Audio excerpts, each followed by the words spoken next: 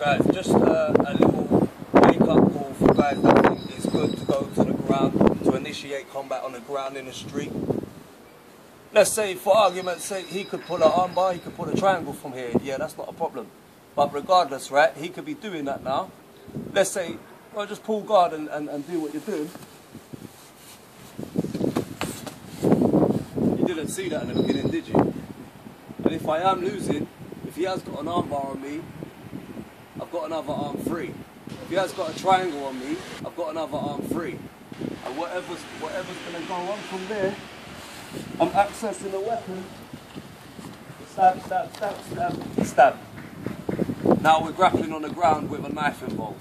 That's not the one. Furthermore, let's take it back to the same position. I ain't got the blade anymore. And by the way, Leo Nagal is my trainer on the MMA side. Check him out. Represents Team Minotauro. Don't get it twisted. Yeah? So we're over here now. I ain't got the blade anymore, but my boy is there. Here comes my boy. Bang. Hey, you think I'm a champion, you fucker? Ah, who's on the ground? Boy. Or no.